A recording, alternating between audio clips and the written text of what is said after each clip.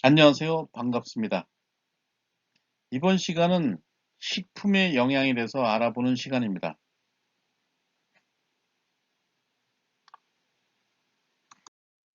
이번 시간에 배울 학습 목표를 보면 다음과 같습니다.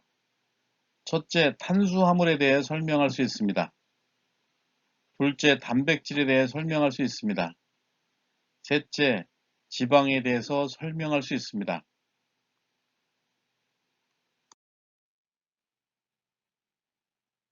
푸드 아트 테라피를 하기 위해서는 우리가 요리만 지도하는 것이 아니라 요리 활동을 하기 위한 식자재들의 영양 성분에 대해서도 알아야 합니다.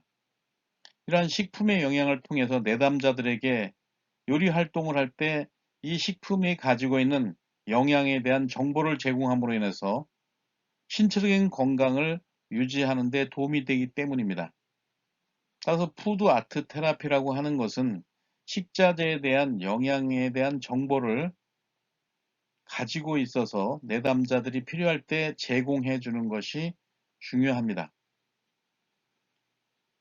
식품의 영양을 알기 위해서 먼저 알아야 될 것이 바로 식품 구성 자전거입니다. 식품 구성 자전거는 성장기에 필요한 영양소를 알기 위해서 보건복지부와 한국영양협회에서 만든 식품 구성 자전거를 통해서 다양한 식품들을 매일 필요한 만큼 섭취해서 균형적인 식사를 유지하고 규칙적인 운동으로 건강을 지켜나가도록 하기 위해서입니다. 식품 구성 자전거는 식품군의 권장 섭취 횟수와 분량에 따라서 자전거 바퀴의 면적을 배분해서 나타냈습니다. 이러한 식사대로 하게 되면 건강을 지켜낼 수 있다는 것을 의미합니다. 앞바퀴는 수분을 표시한 것으로서 물도 건강을 지키는데 매우 중요하다는 것을 의미하고 있고, 이러한 음식들을 먹는 것만이 아니라 적절한 운동을 통해야만 비만을 예방하고 건강을 유지할 수 있다는 것을 의미합니다. 그러면 식품 구성 자전거에 있는 각 영양소들을 보면 식품 구성 자전거의 가장 넓은 부위를 차지하고 있는 것이 탄수화물입니다. 이 탄수화물은 우리의 두뇌를 활발하게 해줍니다.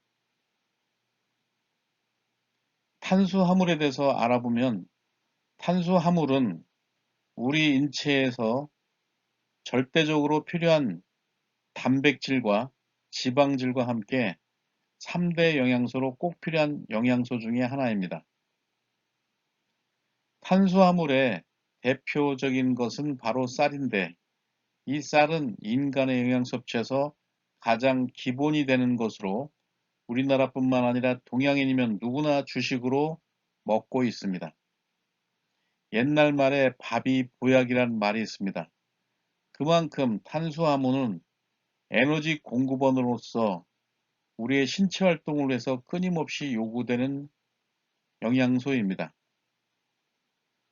우리의 중추신경계는 에너지를 공급하는 것으로서 오직 포도당만을 사용하므로 중추신경계의 원활한 작용을 위해서는 탄수화물이 꼭 있어야 하며, 지방도 에너지 구본으로 쓰여지지만 이때도 탄수화물이 필요합니다. 탄수화물의 기능은 인체의 에너지 공급원으로서 역할을 하며 단백질 절약작용, 지질 대사 조절, 혈당 유지, 섬유소의 공급과 장내 운동성을 가지고 있으며 신체 구성 성분으로서의 역할을 하고 있습니다. 그리고 식이섬유소는 장의 운동을 활발하게 하여 변비를 예방해주는 효과를 갖고 있습니다. 이 탄수화물이 부족하게 되면 체단백질이나 에너지로 이용됩니다. 체단백질이라는 것은 몸에 있는 단백질로 단백질 결핍증을 예방해 줍니다. 대표적인 식품으로는 쌀, 보리, 밀, 감자, 고구마 등과 같은 곡물식품에 풍부하게 들어있으며 과일과 주스, 채소에도 들어있지만 우유에도 홍제품에도 일부가 들어있습니다.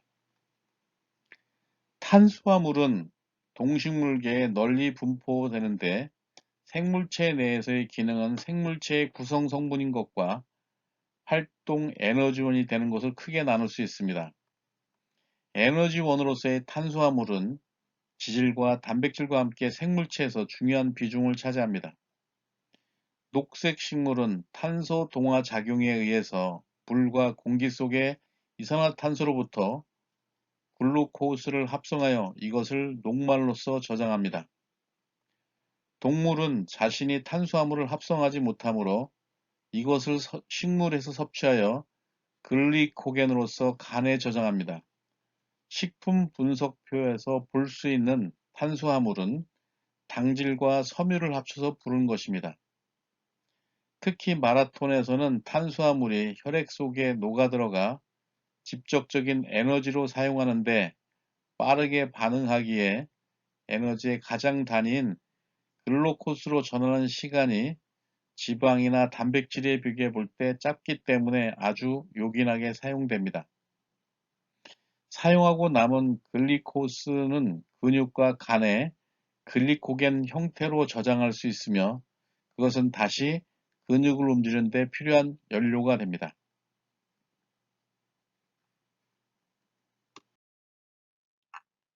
우리들은 생명을 유지하고 운동하고 신체 활동을 위해서 하루에 섭취해야 하는 에너지의 칼로리 양은 약 55%에서 60%가 탄수화물에서 얻어집니다. 이 탄수화물은 체중 1kg당 4에서 5g 내지 4g 정도입니다.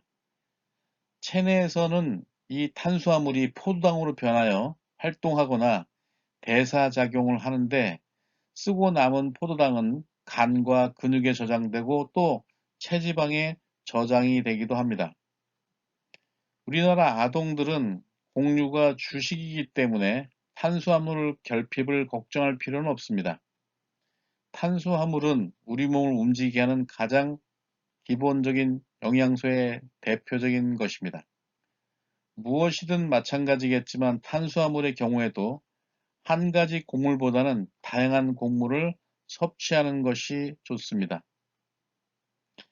백색에 도정한 곡물보다는 가능하면 도정을 덜한 곡물인 현미나 잡곡은 혈당 조절에도 도움이 되고 장 기능을 원활하게 하여 변비 예방에도 좋으며 글리코겐의 과도한 저장을 막아주는 데 도움이 됩니다. 그리고 사탕이나 단 음식에 있는 단순한 탄수화물이 아닌 과일이나 채소 등에 들어있는 복합 탄수화물을 섭취하는 것도 중요합니다. 탄수화물을 우리가 필요 이상으로 많이 섭취하게 되면 에너지 섭취의 과잉으로 인해서 비만증을 초래하게 됩니다. 또한 탄수화물 대사에 필요한 비타민 B군의 필요량이 증가하게 되어서 비타민 B군의 부족을 가져오기 쉽습니다. 게다가 상대적으로 단백질의 섭취량이 작아져서 필수 아미노산의 결핍이 일어날 수 있습니다. 그 밖에 지방 조직에 많은 지방을 저장시켜서 비대증을 유발하여 다른 영양소의 부족 현상이 일어나기도 합니다. 또한 탄수화물의 섭취가 부족하게 되면 탄수화물 대신에 지방이 연소하여 에너지 공급원으로 쓰이는데 이때 지방이 불완전 연소를 하여 케톤 혈증을 일으키기도 합니다. 그리고 계속해서 지방이 연소되다가 부족하게 되면 단백질이 연소하게 되어 단백질 본래의 기능을 할 수 없게 됩니다. 그 밖에 혈액 내에 포도당 수준이 내려가서 저혈당 증세로 어지러움이나 두통이나 근육 무기력 등이 있습니다.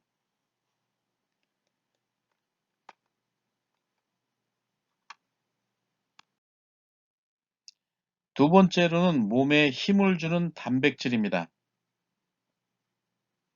우리 몸에 탄력 있고 멋진 몸매를 갖고 싶다면, 그리고 건강하고 활기 있는 얼굴과 윤기 나는 머릿빛, 핑크빛의 건강한 손, 발톱을 원한다면 양질의 단백질을 먹어야 합니다. 일반적으로 양질의 단백질은 필수 아미노산을 충분히 가지고 있어 체내에서 단백질 합성 효율이 높은 동물성 단백질을 의미합니다. 우리 몸 근육 세포에는 물이 60%에서 70% 가장 많이 들어있고, 다음으로는 단백질이 20% 정도 함유되어 있습니다. 물을 제외한 영양소 중에서 단백질이 가장 많은 부분을 차지하고 있으므로 근육이 잘 발달하고 균형이 잘 잡힌 멋진 몸매를 원한다면 양질의 단백질을 먹어야 합니다. 왜냐하면 체지방이 많은 사람은 뚱뚱해 보이지만 근육이 잘 발달한 사람은 훨씬 날씬해 보이기 때문입니다. 단백질은 근육 외에도 피부, 힘줄, 뼈, 각종 기관 등의 구성 성분으로 들어가 있고, 손톱과 발톱, 머리카락 등도 단백질로 구성되어 있습니다. 푸석푸석한 머리카락에 헤어 전용 영양제를 바르는 것보다는 머리카락 자체의 영양 상태를 좋기 위해서 양질의 단백질을 섭취하는 것이 좋습니다. 또한 적당한 양의 단백질을 섭취하게 되면 병원군에 대한 인체의 저항력을 증가시켜 줍니다. 우리 몸의 항체는 단백질로부터 만들어지기 때문에 면역작용이 활발하게 이루어져 질병을 예방하려면 단백질을 섭취해야 합니다. 또한 아동의 키가 크기를 원한다면 양질의 단백질을 섭취하는 것이 좋습니다. 성장기 때 단백질이 부족하면 성장이 지연되고 질병에 감염되기가 쉽습니다. 만약 단백질이 부족하면 혈액 내의 단백질인 알부민 수치가 낮아지면 얼굴과 배, 다리, 팔, 몸 전체에 부종이 나타나 피부에 탄력과 윤기가 없어지고 생기도 없어지게 됩니다. 또한 분해 작용을 원활하게 하고 분해 세포가 젊고 활기차게 하려면 끊임없이 생기는 뇌 노폐물을 제거해 줘야 됩니다. 이러한 역할을 해주는 것이 바로 단백질입니다. 특히 이 단백질은 여러 식품에 들어 있습니다. 그 중에서도 대표적인 식품을 보면 육류와, 그리고 어류, 그리고 콩, 그리고 계란 노른자에 많이 들어 있습니다. 이 단백질은 영아기 때 충분히 공급해 주지 않게 되면 뇌세포의 수가 감소하고 세포의 크기도 잘 자라지 않습니다. 따라서 이 영아기 때 단백질 공급은 매우 중요합니다. 단백질은 약 20여 종의 아미노산으로 이루어져 있는데, 영아 단계에서 아미노산을 골고루 섭취할 수 있도록 동물성과 식물성 두 종류의 단백질을 모두 준비해 주는 것이 좋습니다.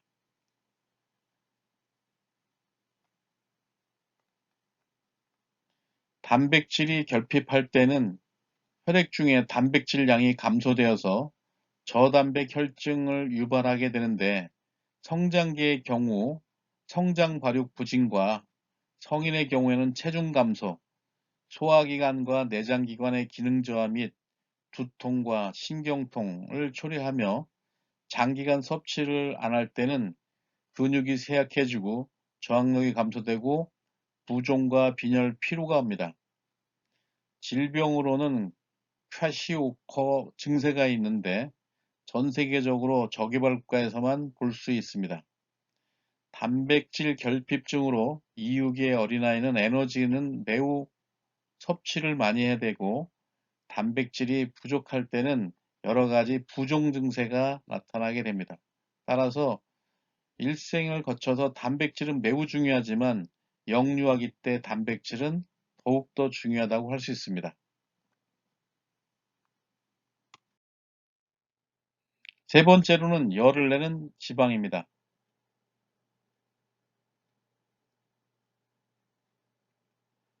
아이들이 간식으로 자주 먹는 바삭바삭한 튀김이나 과자가 맛있어 보이지만 여기에는 아이들의 생명을 위협하는 트랜스 지방이 많이 들어 있습니다. 따라서 우리는 트랜스 지방이 다량 함유되어 있는 음식들을 정확하게 알고 아이들에게 먹지 않도록 하는 것이 좋습니다. 우리 주변에서 자주 만날 수 있는 마가린, 쇼트닝, 마요네즈와 같은 식재료뿐만 아니라 이런 재료들을 이용해서 만든 팝콘, 크루아상, 도넛, 피자, 과자, 쿠키, 감자튀김, 햄버거, 초콜릿 가공품들도 트랜스 지방이 많이 들어있기 때문에 자라나는 아이들에게는 건강에 좋지 않기 때문에 자제하는 것이 좋습니다. 요즘 아이들은 김치나 된장보다 햄버거와 피자의 맛을 좋아하기 때문에 어린이의 지방 섭취를 제한할 필요도 있습니다. 그러나 반대로 지방이 결핍되게 되면 아이들은 정상적으로 성장하지 못하게 됩니다. 우리의 뇌는 60%가 지방질로 되어 있기 때문에 지방이 결핍되면 뇌가 영양 부족 상태에 빠져서 뇌 발달이 제대로 이루어지지 않기 때문입니다. 아동들은 총 열량의 25%를 지방에서 섭취해야 합니다. 그렇기 때문에 질 좋은 필수 지방산을 먹여야 합니다. 지방 섭취를 줄이기보다는 비타민, 미네랄 등이 풍부한 채소를 지방식품과 함께 먹이고 견과류, 들기름 등 푸른 생선, 이런 지방산이 풍부한 식품을 위주로 먹여서 콜레스테롤의 위험에서 빠지지 않게 해서 각종 성인병과 비만에서 아이들을 건강하고 튼튼하게 자라도록 해야 합니다. 지방은 우리의 내장기관을 보호하며 체내에서 농축된 에너지를 공급해주는 공급원이고 머리를 맑게 해주는 기능을 하므로 우리가 생존을 하기 위해서 꼭 필요한 물질입니다. 원래 지방은 상온에서 고체 형태를 이루는 기름 형태로 존재해 있습니다. 그리고 액체 상태인 기름과는 구별이 됩니다. 고체나 액체는 큰 차이는 없습니다. 그러나 지방은 여러 가지 종류를 가지고 있습니다. 지방은 동물성 지방과 식물성 지방으로 구분할 수 있습니다. 동물성 지방은 포화지방으로서 나쁜 콜레스테롤도 많고 우리 몸에 쌓여서 비만과 동맥, 경화, 고지혈증 등을 일으키나 식물성 지방은 불포화 지방으로서 몸에 쌓이지 않고 우리 몸에 이로울 때가 많습니다. 마찬가지로 생선 기름은 동물성 기름이지만 식물성 기름처럼 우리 몸에 좋습니다. 트랜스 지방은 왜 만들어지냐면 액체 상태의 식물성 유지가 유통기간이 짧고 저장과 운반에 문제가 많습니다. 따라서 식물성 기름을 이동하기 편리하고 보관이 쉽고 좀 더 맛있게 하기 위해서 수소를 첨가해서 식물성 기름을 고체하는 과정에서 생기는 지방을 트랜스 지방이라고 합니다. 결국 식물성 기름의 고체화는 식물성 기름을 버터처럼 맛있게 만들어 보고자 하는 노력 과정에서 만들어진 것이지만 오늘날 많은 실험 결과 식물성 기름이 버터처럼 고소한 풍미를 내기는 했지만 그것이 건강에는 치명적이라는 것이 밝혀지고 있습니다.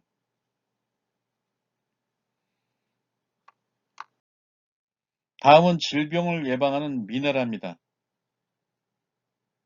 현대인은 주로 가공식품 속에 살고 있다고 해도 과언이 아닙니다.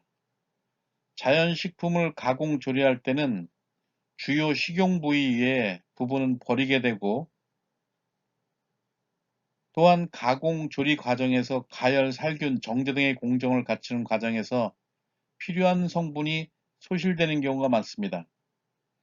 이와 같이 소실되는 성분은 주로 불포화 지방산과 비타민, 미네랄 등이 많다고 할 수 있습니다.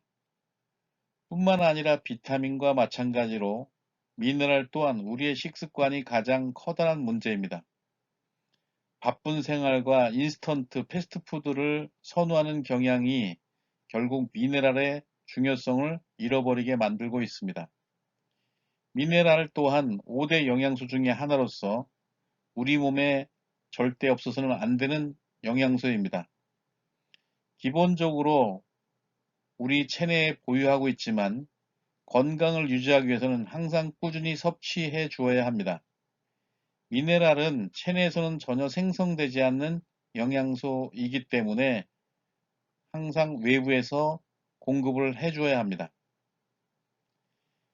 미네랄의 기능이라고 한다면 비타민과 마찬가지로 체내에서 일어나는 여러 생화학 반응에 조효소로 작용하며 체액의 물질 구성 성분일 뿐만 아니라 혈액과 뼈의 형성에 도움을 주며 신경계의 기능을 건강하게 유지시킨다고 할 수 있습니다.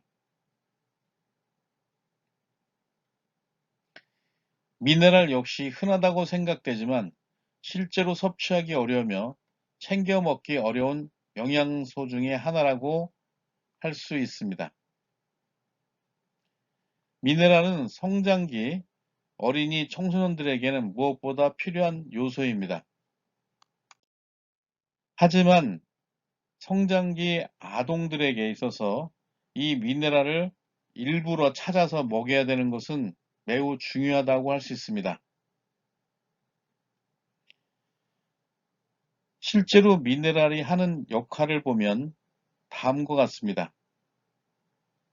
칼슘은 우리 몸의 뼈와 치아를 구성하고 신경을 안정시키고 혈액을 응고하는 데 도움이 됩니다.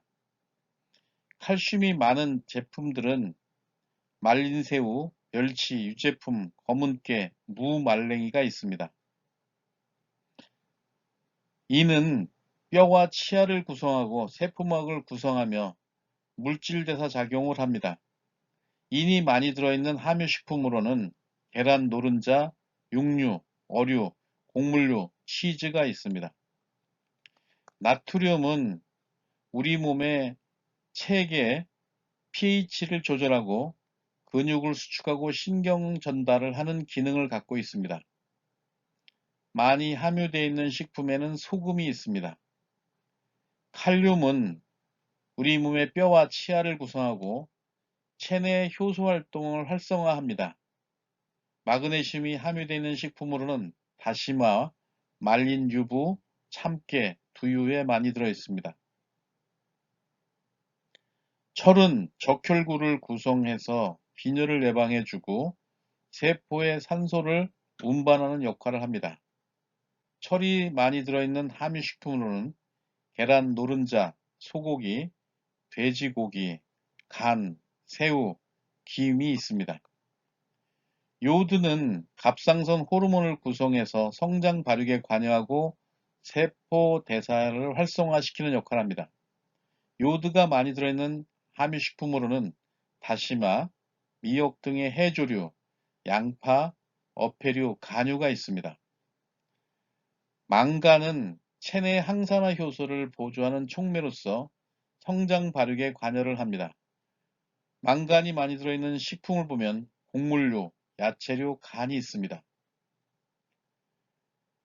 구리는 철분의 흡수율을 높이는 역할을 합니다.